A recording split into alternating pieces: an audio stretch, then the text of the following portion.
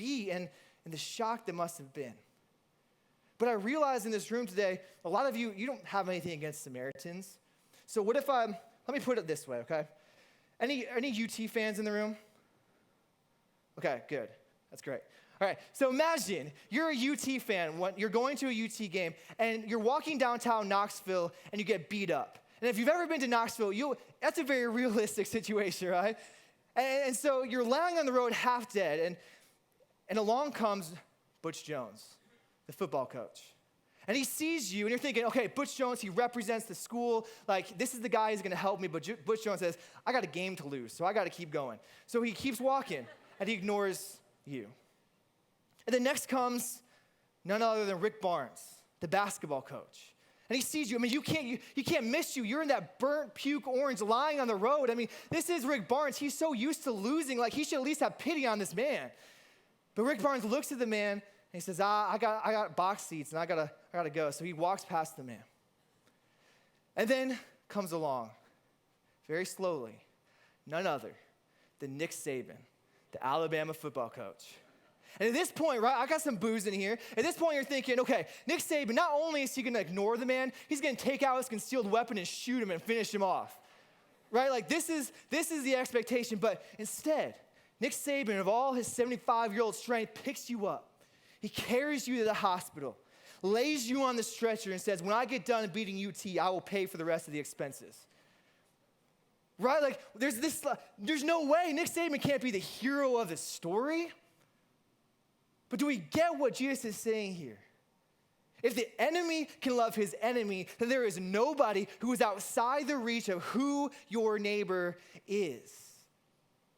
And then next, Jesus asked him, which of these three do you think was a neighbor to the man who fell into the hands of robbers? You see, he doesn't answer the initial question. The man asked, who is my neighbor? And Jesus says, who was the neighbor? Because now it's crazy to even ask who is my neighbor, because everybody's my neighbor. It reaches as far as my enemy and everybody in between. That's my neighbor. But what matters now is how I neighbor my neighbors, how I respond to the needs around me. And imagine the shock of the law expert as he's sitting there, I'm sure feeling kind of exposed and dumb. Like he came to challenge Jesus, instead he's the one who gets challenged. He's the one who's feeling like, he just exposed everything in me, in my heart. And must I say, it exposes me. When I look around my life, when I look at the people that I hang out with, most of the people, they act like me, they talk like me, they believe like me. Let's look at my Facebook friend list. Like we block the people that say stuff that we don't agree with, the stuff that we don't like. But he's just saying, instead now of defining your neighbor spatially, ethnically, religiously, socioeconomically, now there is nobody who's outside the reach of who you are to love and to carry the hope of the gospel to. There is nobody outside that reach. And to me, that's a challenge. And I hope to us as well. So the man in shock, I'm sure, he can't even bring himself to say it was a Samaritan. He simply says it was the one who had mercy on him. And he realized that the neighbor is the one who has mercy even on his enemies. And I believe this radical display of mercy and grace, it points us back to Jesus. Romans 5:10 says, for if while we were God's enemies, we were reconciled to him through the death of his son. For me, I take it for granted sometimes what Jesus did, because I think I'm not that bad of a kid. I was at one point his enemy. It would have made sense for him to stay away from me and you. But instead, he bridged the impossible wide gap from heaven to earth to come to live amongst us and to die a death on a cross, a sacrifice for us so that we can receive life even while we were still his enemies. We didn't come to him and reconcile before he reconciled us to him. He made the first step. He took action, and that is our call too as Christians. And Jesus ends this parable by saying, go and do likewise. Initially, he said, do this and live, when he just knew the right commandments. How much weightier and heavier is it now, knowing what he truly means when he says, go and do likewise? And that is our call as Christians, in response, not out of guilt, but in response to what Jesus has done. To being the greatest neighbor of all time and coming to us, we respond to that by being a neighbor to others. So this morning, I want to outline 3 simple steps that we can apply to be gospel neighbors in our context. First, redeem your road. So what's your road? Your road is anywhere you go throughout your day. It could be your house, your commute to work, your neighborhood, your workplace, your extracurricular activities, your school. You fill in the blank where you go throughout your day. But there's one problem. Along our road are these things called people. Right? Like anybody else had to deal with these people things? Like they're annoying. And all of us are pretty good at putting on our people repellent. You're like, what's people repellent? Well, let me outline the 2 main ingredients of people repellent. Number 1, headphones. Never be without your headphones. I mean, you are crazy if you leave your headphones at home. Always have these things in. And I don't even care if this end is plugged into anything. Put it in your pocket. Like, this is the universal sign for I am off limits, don't talk to me. But then there are times when you're crazy and you leave these things at home. The second rule, the second ingredient to people repellent is never look up from your phone. Again, it could be dead, but you keep on scrolling. Somebody could yell fire, and as you're walking, you scroll so you can avoid any interaction with people. Like I'm joking, but yeah, kind of true. Get on any bus, everyone has their headphones in. Go to the airport, everybody has their headphones in. Go to school, everyone has their headphones in. We try to ignore people as much as possible because people are just in our way. But I wonder if by walking past people every day, trying to stay away from them, we actually miss out on the beauty of the life-giving relationships that God intends for us. That God doesn't intend for you just to go through your day and people along your road aren't just a means to an end. Your road is filled with broken people in need of Jesus, just like you and I once were. And so your road becomes your personal mission field. I know sometimes we get caught up in thinking missions is just saving up a bunch of money and going on this big trip once a year. And while that's amazing, and I love that's a part of our heart as a church, also part of the heart of our church is being faithful in our community and loving the people around us. I think sometimes we overcomplicate our call. It's as simple as looking at your road and every day saying, Lord, this is my mission field. Let me see the people along my road. So to be a gospel neighbor, first, to redeem your road. Second of all, to care with compassion. I think we care about a lot of things. I care about sports, I care about food. I even care about my cat, okay? That's a big deal. And when I'm driving on the highway and I get off and I see the man selling the newspaper on the side of the road, I'm like, I care. We care. There's just like this, I'm so sorry you're in this situation, but that's kind of it. But here's the issue. Unless caring is coupled with compassion, it will never lead to action. The ESV says that when the Samaritan saw the man, he had compassion on him. He didn't just go to the man and pat him on the head and say, I'm so sorry for your situation. I got a place to go. I hope everything's better. No, he saw the true needs of the man. He saw the brokenness. He saw the extent of his wounds and what he really needed. He didn't just put a Band-Aid on it. He saw what the man needed. And I wonder if going throughout our day, not only do we just have to see people, but we have to move beyond just this, I'm sorry it's like this, or I wish it's better, or maybe I'll pray for you, but I have eyes to see through the power of the Holy Spirit the true needs of the broken person along my road.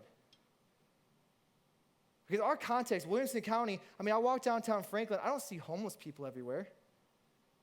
It's much harder to see brokenness in this context. Walking down the streets of Atlanta, you see everyone, it's there, the brokenness is there. In our context, it's so much harder to see the brokenness. Would God give us eyes? We allow God to give us eyes to truly see the needs and have compassion on those along our road. So number 1, to be a gospel neighbor, first, you must redeem your road. Second, care with compassion. Number 3 is move in mercy. Because we can't just stop at compassion. It has to move to action. But if you're like me, you can come up with countless excuses of why not to act. It'll take too much time. It'll cost too much money. I got places to go. But I think at the heart of all of our excuses is desire to never have to sacrifice. I'll help as long as it doesn't require sacrifice. I'll write a check. I'll help you. Whatever is not inconvenient for me, and what inconveniences you is going to be different for you than the next person, but we don't want to have to sacrifice.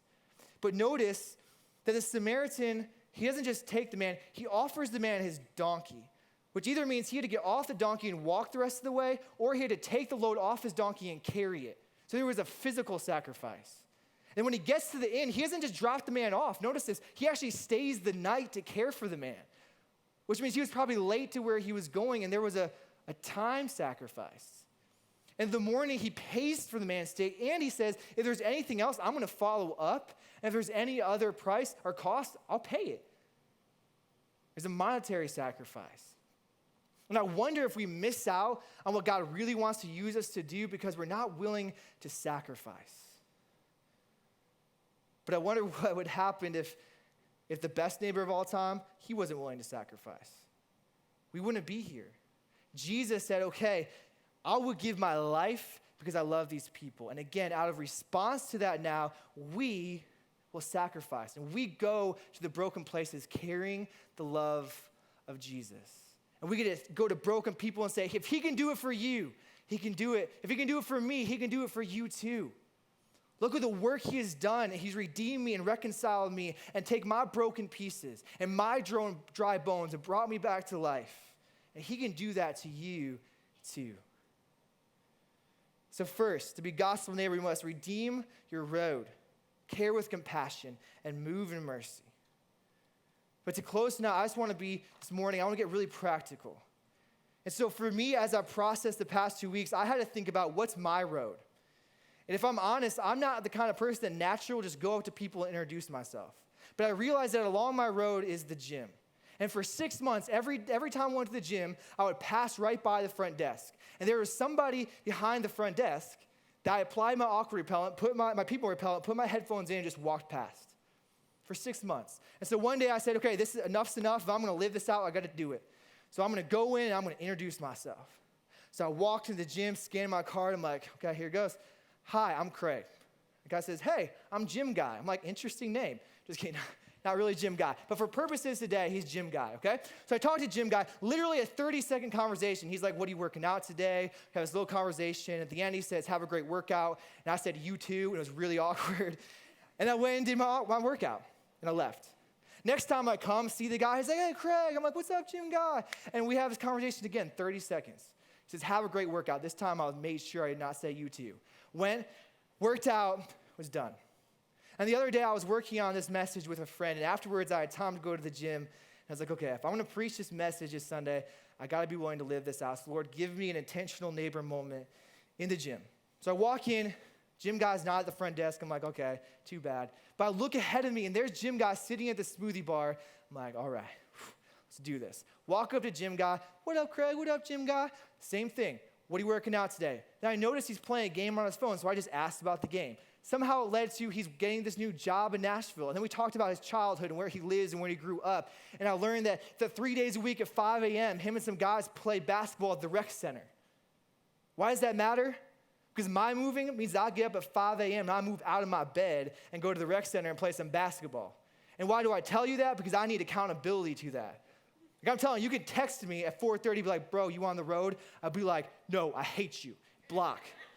But I need that. I need that accountability. But here's the reality. It's so simple. Like, I don't have a story that one day I was benching 400 pounds. I threw the weight on the ground, and I said, you want strength like that? It's only found in Jesus, and the whole gym was saved. Right?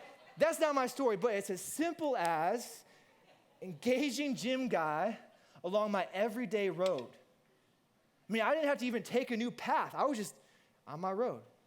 Here's a guy. I don't know his story, but I'm going to reach out my hand and introduce myself. Then God gives an opportunity to go a little bit deeper. And now I get out of bed at 5 a.m., go play some basketball, and I don't know what God's going to do. I have no clue. But I'm available, and I want him to work. I want him to use me. And so sometimes I think we overcomplicate it. It's so simple. And sometimes our excuse is, I can't go on a mission field. I can't go on a mission trip. Well, this takes out any excuse we could ever have to be missionaries. Right here. You have no excuse. Your road is your mission field that God has given you, your context to love broken people, and who knows what he can do with your heart willing to take action and move into the lives of broken people. So this morning, maybe you're sitting here and you're a single mom or a stay-at-home mom, and may I just say, without getting strangled by a tired mom later, that even with all of the responsibility you still have a road. And I don't know what your day fully looks like, but it's the grocery store, the daycare, the park, there are people along your road. And what if, even in your tiredness and busyness, you were to care for a mom and enter into her world? Maybe you find out she's having marital issues or struggles with her kid, and you just get to love her and encourage her and walk with her in that. You still have a road. Business people, songwriters, people in schools, teachers that we prayed over, you have an amazing mission field every single day. Instead, the person that sits next to you every day at work isn't just a means to an end to get a job done. They become somebody who God has intentionally placed in your life to love and encourage and hopefully see God redeem and restore their life. So what if instead of seeing them as a means to an end, you ask questions, engage them? I mean, asking a question is the simplest way to break the ice. I mean, it's just like, what do you do for fun? What sports teams do you like? It's so simple, the entrance, but we hold ourselves back because we don't want to be too awkward. We don't know what to say. We just got to move. So what if you move this week with the people that you came in contact with, the work that you do, redeemed your work? That's your road. It's your mission field. Students, I got a couple students in here, a couple homeschoolers too, so it's a little different. But for students who every day, I think you have one of the most beautiful yet challenging roads. You every day, you go to school and there are broken people. They may have the best clothes on, but they're grasping for identity and hope. They're kids who aren't a part of the cool clique, the cool people. You have an opportunity as a carrier of the gospel and being neighbored by Jesus to carry the love of Jesus into your hallways and your classrooms and your sports. What a beautiful opportunity you have. And it might mean that you have to sacrifice your pride, your cool status, but it's your call. And each one of us, most of us live in a neighborhood. I do. So I pull up every day. Most of the time I recognize this.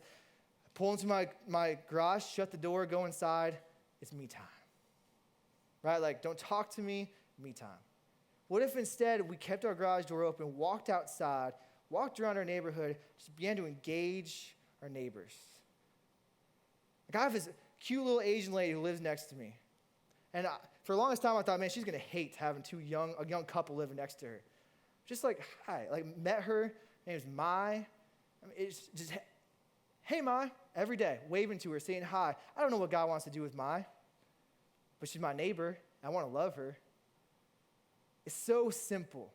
What is your road? What has God called you to? Who are the people that he's placed in your life? So putting it all together, just say you have a next-door neighbor named Todd.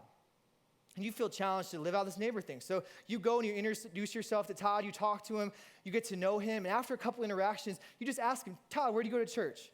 He tells you, oh man, like I used to go to church, but like this thing happened, this pastor did this, he said this person hurt me, so I really kind of turned off for the church. And you just get to keep loving him. And then Todd leaves his neighborhood every day, he goes to work. And there's somebody who works next to Todd that doesn't just see him as employee 531, but sees Todd the person. Is intentional about asking about his life, asking about his marriage, asking about his hopes and dreams, and caring about Todd the person. And then Todd leaves work and he goes to his son's high school basketball game. And when he's sitting watching his son play, there's a parent who's not obsessed with yelling at their student and talking about how amazing their student is. Instead, this parent's engaging Todd, asking about his kid, his struggles, celebrating his kid. And then on Todd's son's basketball team, there's a student who's intentionally loving his son. Todd's son's not the coolest kid. He's not the most athletic, but there's a kid who's just being intentional with loving him, stepping out of his way to care for Todd's son. Do you think that after all of these interactions, that Todd's going to be as turned off to coming to church anymore? Why? Because he's seeing Christians on mission living out their call to be gospel neighbors. And we don't know. I don't know the pieces that God's putting together of Jim Guy. I don't know if there's other people in his life loving him. But our call is to be faithful with where God has placed us, with our road. And so this week, I challenge you as you leave today to spend time praying, God, what is my road? Give me eyes to see the true needs of around me and the strength to enter in and sacrifice where there needs to be sacrifice to offer the hope and love that you have offered me. And I believe as we live as gospel neighbors to those around us, that God has amazing things for us individually, as a church, and the things he wants to do in our community for his kingdom and his glory. So I hope that more than a challenge this morning, this is practical, that we can take and live out this week to be gospel neighbor in your context. Would you pray with me? Dear Lord, I thank you for this morning. I thank you for the opportunity to come together and worship you and hear your word. I pray, Lord, again, that this would be more than a challenge, that we would live this out. Unlike the law expert who wanted to just say, how little do I have to do, that we would come with expectations thrown to the side and say, how do you want to use me? Lord, would you show us what our road looks like, the people along our road. Give us eyes to the power of your Spirit to see the true needs, and then to have the strength, the courage to enter into the mess, trusting that you have great things in store. In your mission of reconciling people to yourself, we get to be a part of that. So Lord, would this be our mission as individuals and as a church? And would we have stories of how you work in powerful ways? So we commit our way to you, we commit our road to you, go before us. And it's your name we pray. And everybody said, amen. I don't think I could sum up the mission of what I feel like Gateway Church is even better than what Pastor Craig shared with us today. That redeem your road thing, that's good stuff. Just that phrase, redeem your road. And as I sat here through the services, something struck me about my road. Instead of me being more concerned about where and what, so like where am I going, what am I doing, I should be more concerned about who. Instead of where and what, I should be more concerned about who. I've contended that there is a large, diversified harvest field that needs a large, diversified harvest force. Do you agree with me?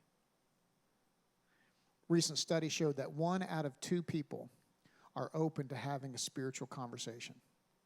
50% doesn't sound like a lot, but when you think 1 out of 2 people are open to a spiritual conversation. Yet 80% of those surveyed that were believers who attended a church haven't engaged anybody with the gospel in the last 6 months. So the conclusion the researcher came to was that we have a harvest field with open ears, but a church with a closed mouth. I grew up in the era of Billy Graham filling up Yankee Stadium. Guys, that's not how evangelism gets done in a postmodern context. How Pastor Craig just outlined it today, that's how it gets done. This is our call at Gateway Church. If you guys will stand with me for our benediction. If you're a guest with us today, it's been great having you. We'd love to get a chance to meet you right after the benediction outside across the hall. There's a big C. I have a gift for you. Also, if you've been around Gateway for a little while, that Discover You class, that's your next step. That's a great opportunity to kind of hear more about the mission and vision of Gateway, how you fit into that mission and vision, how you can build the ways and to build other relationships. We do those 3 times a year, so the next one won't happen until February. So I really encourage you to jump in, and Pastor Harry and Pastor Chris also will be out there for that. Now may the Lord bless you and keep you. May he make his face to shine on you, be gracious to you, and grant you peace. And you're rising up, and you're laying down, and you're going out and coming in both now and forevermore. God bless you.